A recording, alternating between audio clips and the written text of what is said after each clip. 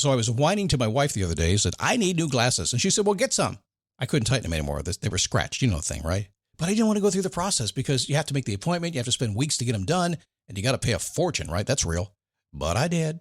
I spent $500 on frames and glasses, and that was cheap. And then I ordered a pair from my sponsor, Zenni Optical, for $70. Zenni is an online eyewear shop. Prescription glasses, sunglasses, blue light lenses, starting at under $30. You go to Zenni.com, you pick a frame, upload your prescription, and they ship it to your door. No appointment, no store, no upsell at the counter.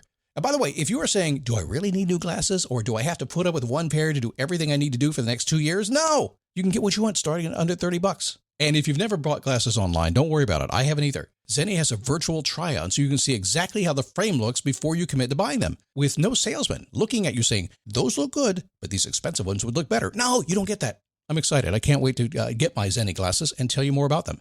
If your glasses are overdue for a refresh, now's the time. Go to Zenni.com/podcast and use the code podcast15 for 15% off your first order. The styles sell out, so don't sit on it. That's Zenni.com/podcast. Promo code podcast15. You might have heard that live shopping is exploding, and I have to tell you, I have been on Whatnot for a couple of weeks now, and I see why it is. Now, Whatnot is my sponsor, and they are the reason I got on the platform and checked it out. I'm glad they did. They made it easy for me. I'm going to make it easy for you. I love it. Whatnot is where you get great products without paying full price. It's that simple. I'm hooked on their live shows, too. You got to see them. They're so much fun. And I see why Whatnot has climbed to the top of the App Store.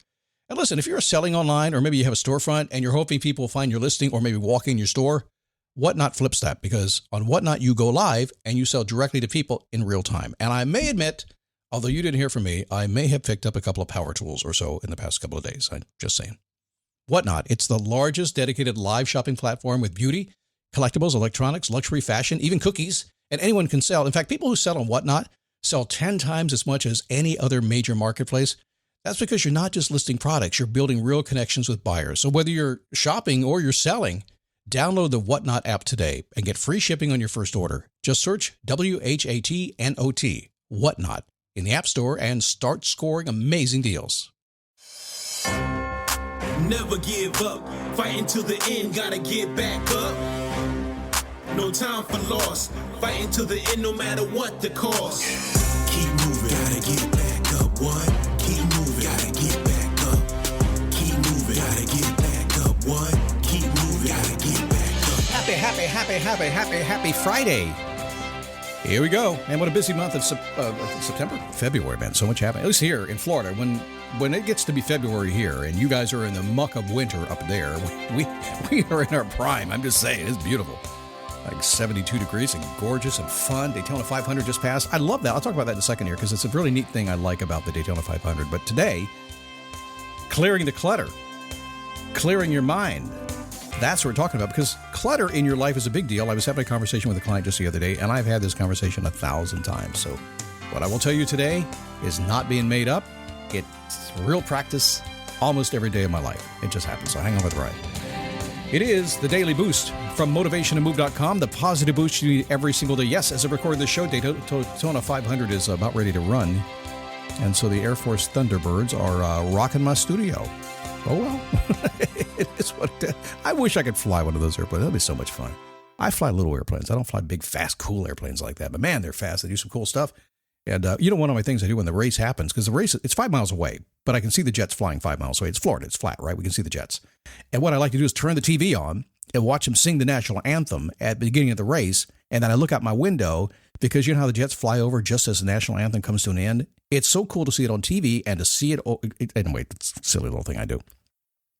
How are you? My name is Scott Smith. I'm pumped up for the weekend. I'm glad you're here today. Thanks for stopping by. Remember, March 4th, the week of 4th, 5th, 6th, well, that Monday through Thursday. I got stuff for you. We're going to reveal this Face Your Passion 2.0 program, and I want you to be part of it. So if you'd like to be on the list so you're sure to get, I think I'm going to keep it fairly small. Actually, I'm not going to go too big, maybe 100, 200 people on the call. That's about it.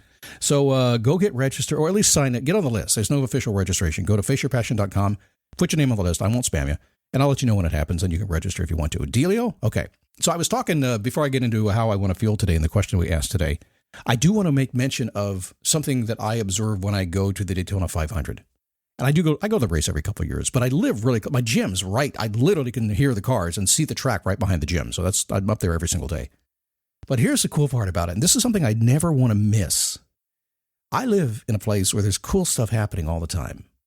And yet I go up there during the race time and I see tens of thousands of people coming in there and they are living the dream. Once in a lifetime for many of them.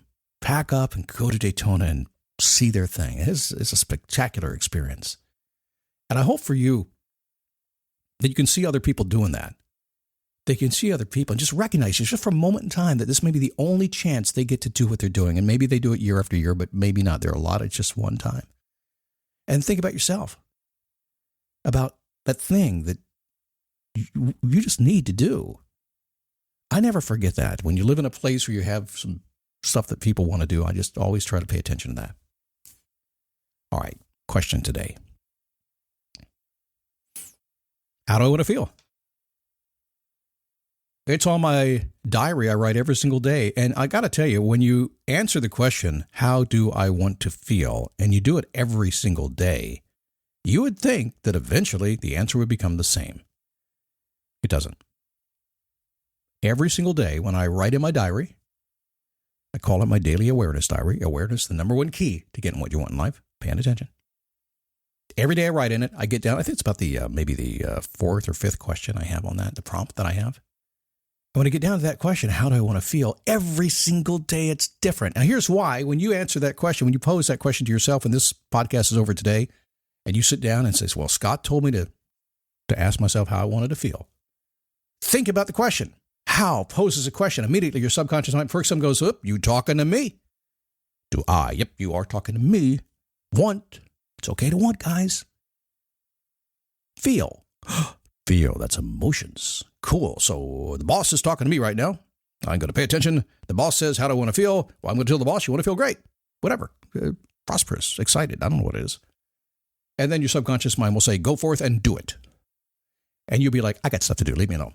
But I'm just saying, if you do it enough, and if you pay attention, and if you're aware of yourself, I mean, if you answer it every single day like I do, literally every single day I ask that question to myself.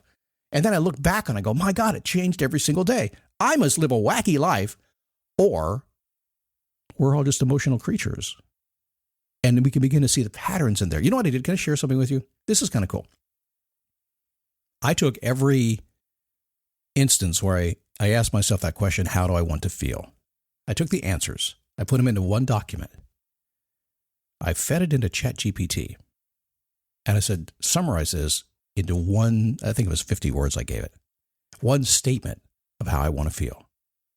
And in about 3 seconds, it summarized 2 months worth of answers. And it was amazing. I'll try it sometime. Face Your Passion 2.0, we actually have an AI component in it where we do that, where your values and your goals and everything else in seconds. In seconds, you can figure out your life. All right, let's get to it today. Clearing the clutter and clearing your mind. This is a big deal. I talk about this all the time. I have noticed in life that humans are hoarders when it comes to keeping stuff that works and doesn't work.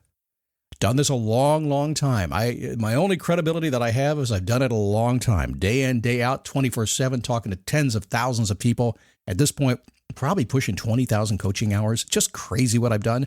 And at some point, you get kind of an x-ray vision. It's like going to a doctor's office. Well, I'm going to take an x-ray, but I already know what the problem is, right?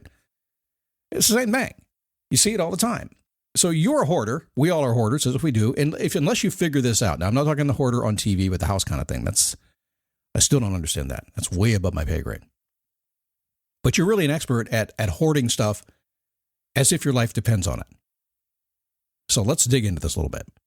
Number one, you are hanging on to what has worked well, but needs to go so you can do more of what you want to do. You're hanging on to what's always worked. And sometimes you got to let that go, don't you? Now, number two is the more fun one. It's the one that keeps me in business. Hanging on to what doesn't work in hopes that it will work someday. Are you doing that one? My guess is you're doing a little bit of both. You are. And it's hard to drop stuff.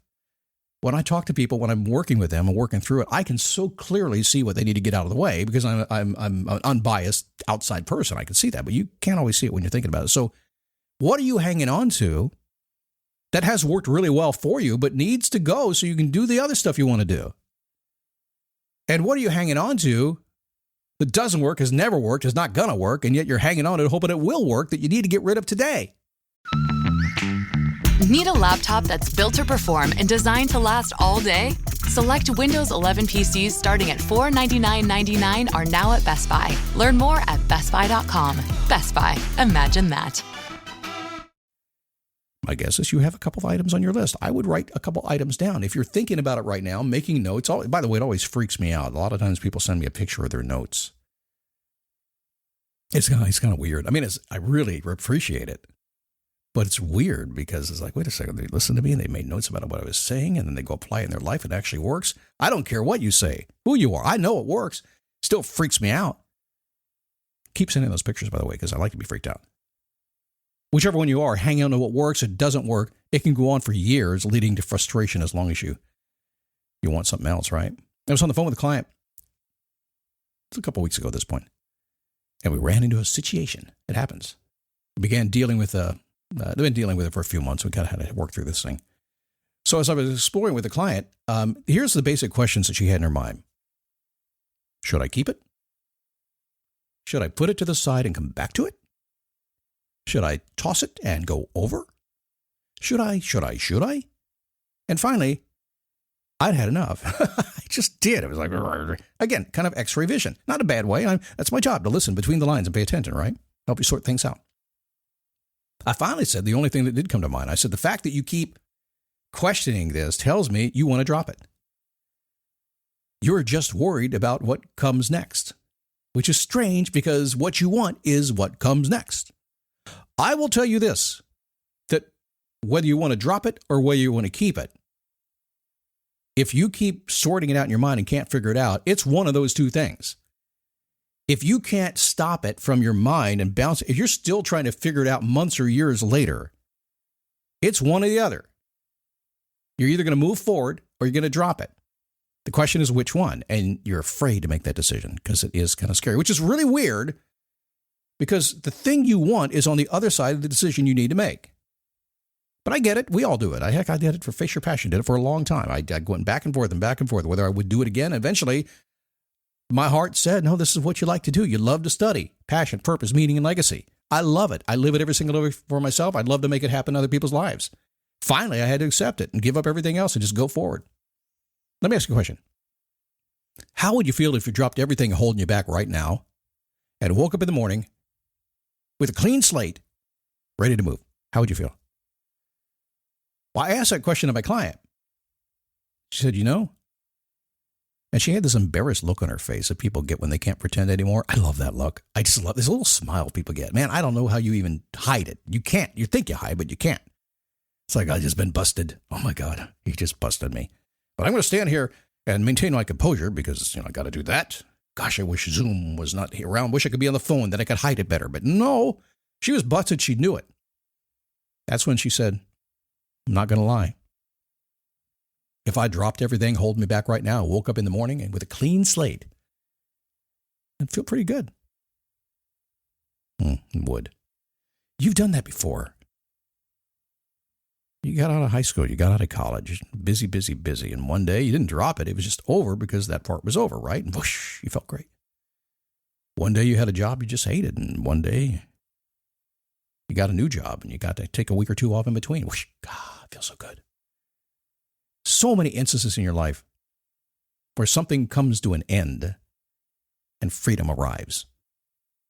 In the world I live in here in this time of year when all the snowbirds come to the Daytona Beach area, a lot are retired. They put in their 30 or 40 years. They're just like, man, this is so cool. They dropped the job. We had a moment. And in that moment, everything changed. So my suggestion to her was this, a 30-day cooling off period, at least 30 days, sometimes longer than that is necessary. But with the understanding that she was going to move forward and not backward. Why the cooling off period? Because sometimes you get all pumped up, you get excited, you're ready to commit because you've been taught to do that. Oh, got it. I know what I want. Scott, help me figure it out. Let's go. I agree. I don't want you to be fixing to get ready anymore, but I do want you to cool off and make sure it's cool. And it might scare you a little bit, but if it keeps pinging back at you a little bit, you know you made the right decision. She called me back a little bit later on, and clients rarely do that. I mean, they don't pick up the phone and just call me. Although that's exactly what I want them to do. If they need me, have something to say, just call me. I'll pick up the phone. I know who you are. Called me up. She said, I've thought about the 30-day thing. I don't need to do it. Thank you. I said, why is it? Why? She goes, I've been thinking about it long enough. I'm good. It's simple. When making a life decision, if you stay, you can't go.